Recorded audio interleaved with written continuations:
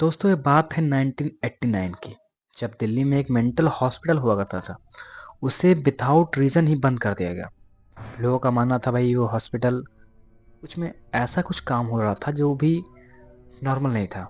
लोगों का ये तो मानना था भाई कि उस हॉस्पिटल को जब बंद कर दिया गया उसके एक दिन पहले वहाँ पे कुछ अजीब लोगों की लाशें मिली, वहाँ के डॉक्टर्स की, नर्स की, जो अजीब हालत में मरे पड़े थे। उनके मुंह एकदम टेढ़े हो चुके थे। ऐसा लग रहा था भाई उन्होंने जो देखा, वो उनका जो आँखें हैं वो बर्दाश्त नहीं कर पाई। उनकी आँखें एकदम फटी-फटी दिख रही थी। ऐसा लग रहा था कि भाई उनके साथ कुछ ऐसा हो गया है जो शायद वो देखना चाह रहे थे। तो ये थी कहानी दिल्ली के आधे अधूरे। बाकी की स्टोरी हम कंटिन्यू करेंगे। उससे पहले हेलो गाइस, मेरा नाम है शुभम और आप देख रहे हैं शुभ हॉरर डायरीज।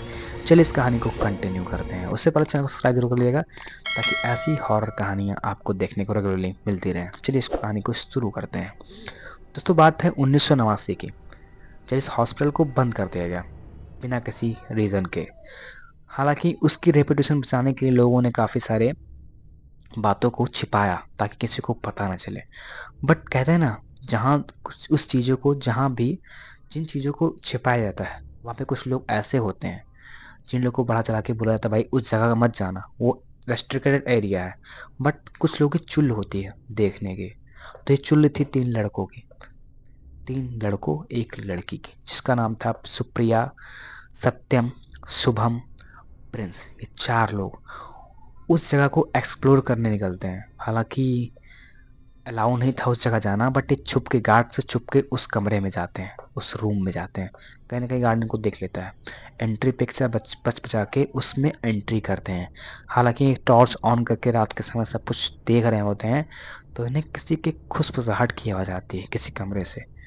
उसमें जो सत्यम था उसे कैमरा में रिकॉर्डिंग करने की काफ़ी हैबिट थी, तो कहीं भी जाता था तो कैमरा पहले ऑन कर लेता था।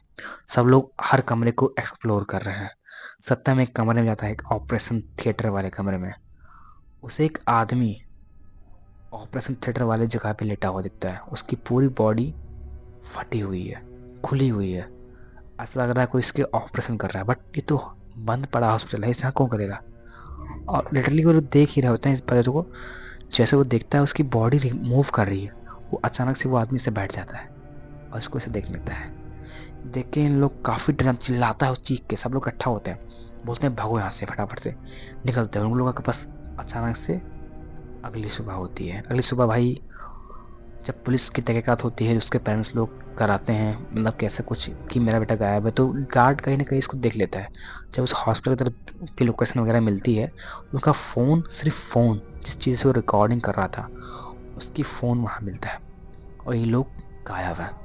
अब इन्हें समझ नहीं आ रहा था भाई क्या है, ये लोग कहाँ गायब हो गए। काफ़ी ढूंढने के बाद ये लोग भी नहीं मिलते हैं। काफ़ी ढूंढने के बाद तो जो वहाँ पे गार्ड जो नौकरी कर रहा था उससे पूछताछ होती है कि तुमने देखा जाने का। बोला मैंने देखा तो जाने गए, बट वो वापस नहीं आने वाले अब। बोला तुम ऐसा क्यों बोल रहे हो, वापस नहीं आने वाले। कहाँ ज़मीन खा गई कि आसमान निकल गया। बोलता है ये बात बहुत पुरानी है, लगभग 100 साल पहले इस हॉस्पिटल में एक डॉक्टर हुआ करता था जिसका नाम था अर्पित वर्मा। वो बेसिकली एक मेंटल डॉक्टर था। मतलब लोगों की अजीबोगरीब उसके अंदर ऐसा था कि भाई लोगों को, मुर्दा को जिंदा करना चाह रहा था कि भाई कुछ लोग को जिंदा हम लोग, मतलब मरे हुओं को भी उनको और ज़िंदगी दे दें। वो कुछ अजीब सी तरीके के एक्सपेरिमेंट करता रहता था जिंदों पे, लाशों पे, और कभी कभी तो रियल जिंदों के जो जिनका कोई नहीं होता उस पर वो कर सकता। वो किसी के पैर को दूसरे पैर में लगा, किसी बॉडी के अलग चीज़ को अलग करके। उसका मानना था भाई अगर जिनको जिनको भी बेहोश ना किया जाए, उनको जिंदा रहने पर भी मतलब ऑपरेशन किया जाए, तो उनकी जो बॉडी चेंज करने से उनकी हेल्थ जो है, उनकी जो जीने की क्षमता है वो बढ़ जाती है। इसे भाई ये पागलपन देख के भाई इसे बहुत लोगों को काफ़ी दिक्कत होने लगी कि भाई ऐसा कैसे कर सकता है।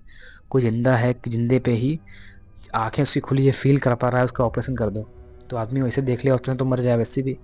तो हालांकि ये सही नहीं है कहीं ना कहीं। तो उसके इस पागलपन से लोग काफ़ी परेशान हो गए। हालांकि सबने सुन रखा था, बट एक नर्स ने उस चीज़ों को देख लिया, ऑब्जर्व कर लिया कि भाई ये डॉक्टर तो पागल है। ये जाके कंप्लेन करती है। कंप्लेन काफ़ी बढ़ जाती है कि भाई ऐसा क्यों कर रहा है, बंदे को मार देगा। इसकी पागलपन इतना बढ़ गया था भाई कि दूसरे की बॉडी को, शरीर को निकाल के उसमें लगा रहा है। दूसरे के दिल को निकाल के दूसरी बॉडी में लगा रहा है। उसके फेफड़े को निकाल के उसमें लगा रहा है। तो इस वो उसका पागलपन से लोग काफ़ी डर चुके थे। तो यहाँ हालाँकि उसके इस सब चीज़ों से भाई लोगों की जब डेथ होने लगी, लोगों को मारने लगा। हालाँकि सबकी डेथ हो जाती थी इस चीज़ को करने से। तो अब इसके पास भाई इसको कई सारे केसेस पे एफआईआर किए गए, जिसको ये बर्दाश्त नहीं कर पाया। उसने सुसाइड कर लिया। जैसे उस पे पुलिस आई इसको अरेस्ट करने, उसने सुसाइड कर लिया उस हॉस्पिटल में। तो लोगों का मानना था भाई इसकी आत्मा अब जो ज़िंदा रह के नहीं कर पाई है, अब ये मर के करते हैं। जो भी इस हॉस्पिटल में जाते हैं, उसको कोई पकड़ कर उन पे एक्सपेरिमेंट करती है, उसको मारती है। तो उसकी आत्मा आज भी इस हॉस्पिटल में भटक रही है, वही इन लोगों पे ऑपरेशन कर रही है। तो ये थी कहानी एक दिल्ली के एक मेंटल हॉस्पिटल की। दोस्तों आशा करते हैं आपको कहानी अच्छी लगी हो। कहानी अगर पसंद आई तो वीडियो को लाइक करिएगा, और आपके पास भी कोई ऐसी रियल कहानी है तो हमारे साथ ज़रूर शेयर करना। मिल जाएगा कोई मेल आईडी, मोबाइल नंबर, उस पर ज़रूर भेज दीजिएगा। चलिए मिलते हैं अगली कहानी में, तब तक के लिए धन्यवाद। जय श्री राम।